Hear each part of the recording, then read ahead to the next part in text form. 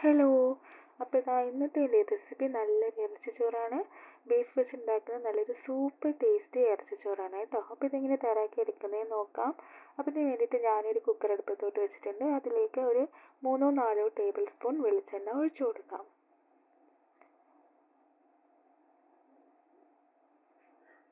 വെളിച്ചെണ്ണ നന്നായിട്ട് ചൂടായി വരുമ്പോൾ അതിലേക്ക് ഒരു സവാള നന്നായിട്ട് സ്ലൈസ് ചെയ്തിട്ടുള്ളത് ചേർത്ത് കൊടുത്തിട്ട് നന്നായിട്ട് വഴറ്റിയെടുക്കണം. അപ്പോൾ സവാള ഇതുപോലെ ബ്രൗൺ കളർ ആകുന്നത് വരെ വഴറ്റിയെടുക്കണം. ഇനി ഇതിലേക്ക് ഒരു തക്കാളി നന്നായിട്ട് ചെറുതായിട്ട് കട്ട് ചെയ്തിട്ടുള്ളത് ചേർത്ത് കൊടുക്കാം. ഈ തക്കാളിയും സവാളയും കൂടെ നന്നായിട്ട് വഴറ്റി തക്കാളി നന്നായിട്ട് വേവുന്നത് വരെ വഴറ്റിയെടുക്കണം.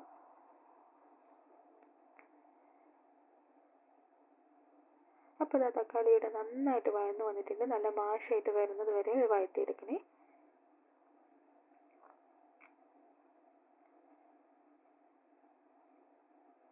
ഇനിയിപ്പോൾ ഇതിലേക്ക് ഒരു 1.5 ടേബിൾ സ്പൂൺ ഇഞ്ചി, വെളുത്തുള്ളി, പച്ചമുളക്, ചെറിയുള്ളി ഇത്രയും കൂടെ ഒരുമിച്ച് ചതച്ചിട്ടുള്ളതാണ് ചേർത്ത് കൊടുത്തിട്ടുള്ളത്.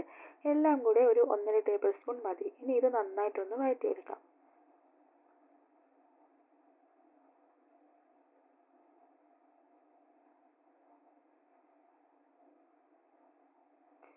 അപ്പോൾ ഇതെല്ലാം ഇവിടെ നന്നായിട്ട് വഴറ്റിയെടുത്തിട്ടുണ്ട്. ഇനി ഇതിലേക്ക് പൊടികൾ ചേർത്ത് കൊടുക്കാം. ഒരു ടേബിൾ സ്പൂൺ മല്ലിപ്പൊടി, ഒരു 1/2 ടീസ്പൂൺ മഞ്ഞൾപ്പൊടി, 1 ടീസ്പൂൺ ഗരം മസാല, അതേപോലെ തന്നെ ഒരു ടീസ്പൂൺ കുരുമുളക് പൊടി. ഇത്രയും പൊടികൾ മാത്രമേ ഇതിലേക്ക് ചേർത്ത് കൊടുക്കുന്നുള്ളൂ. മുളക് പൊടി ചേർത്ത് കൊടുക്കാറില്ല. ഇനി ഇവ നന്നായിട്ട് ഒരുമിച്ച് വഴറ്റിയെടുക്കാം.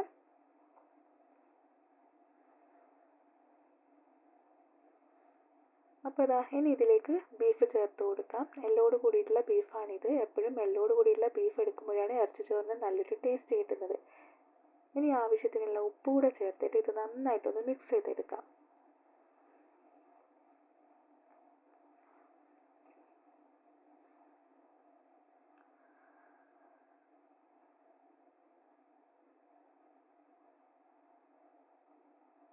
അപ്പം ഇനി ഇതിലേക്ക് ബീഫ് വേവിക്കാൻ ആവശ്യത്തിനുള്ള വെള്ളമാണ് ചേർത്ത് കൊടുക്കേണ്ടത്. നന്നായിട്ട് മിക്സ് ചെയ്തതിന് ശേഷം ഇനി ഇതിലേക്ക് വെള്ളം ചേർത്ത് കൊടുക്കാം.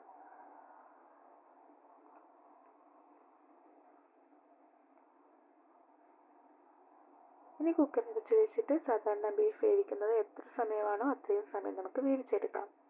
മിനിമം ഒരു 6-7 വിസിൽ എന്തായാലും വേണ്ടി വരും.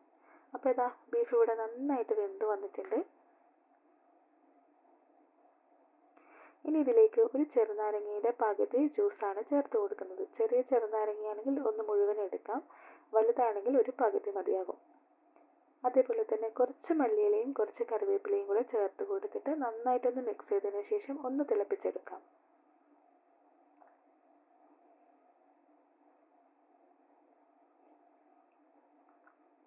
അപ്പോൾ ഇതിവിടെ തിളച്ച് വന്നിട്ടുണ്ട്. ഇനി ഇതിൽ നിന്നും ഈ ബീഫ് കഷ്ണങ്ങൾ എടുത്തു മാറ്റാം. കുറച്ച് ഗ്രേവിയോട് കൂടിയിട്ട് തന്നെ ഈ ബീഫ് കഷ്ണങ്ങൾ ഇതിൽ നിന്നും എടുത്തു മാറ്റാവുന്നതാണ്.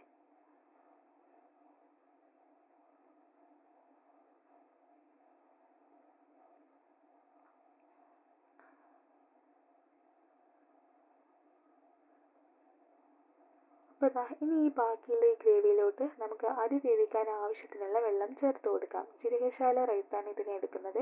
അതുകൊണ്ട് തന്നെ 1 ഗ്ലാസ് അരിക്ക് 1.5 ഗ്ലാസ് വെള്ളം എന്ന റേഷ്യോയിലാണ് എടുക്കുന്നത്. വെള്ളം ഒഴിച്ച് ആവശ്യത്തിനുള്ള ഉപ്പ് ചേർത്ത് കൊടുത്തതിന് ശേഷം ഒന്ന് തിളപ്പിച്ചെടുക്കാം.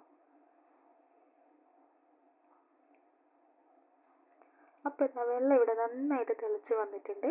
ഇനി ഇതിലേക്ക് ഒരു കഴുകി 20 മിനിറ്റ് കുതിർത്തി വെച്ചിട്ടുള്ള ജീരകശാല റൈസാണ്, അത് ചേർത്ത് കൊടുക്കാം.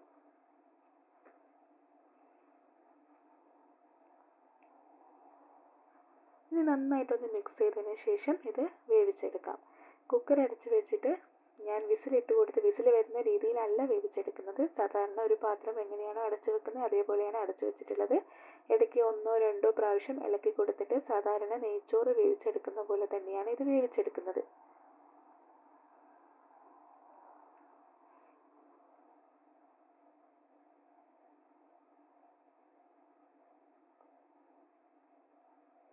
അപ്പോൾ അരി ഇവിടെ ഒരു 1/4 വേവായി വന്നിട്ടുണ്ട്.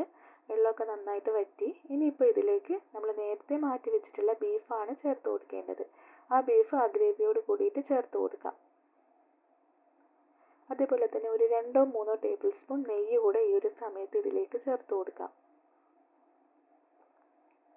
ഇനി ഇവയെല്ലാം കൂടി നന്നായിട്ടൊന്ന് മിക്സ് ചെയ്ത് കൊടുക്കാം.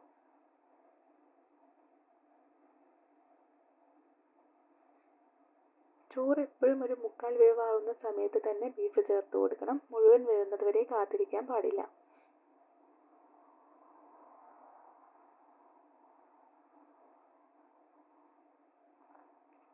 നന്നായിട്ടൊന്ന് മിക്സ് ചെയ്തതിന് ശേഷം ഇതുപോലെ നന്നായിട്ടൊന്ന് തട്ടിപ്പൊത്തി വെച്ച് കൊടുക്കാം.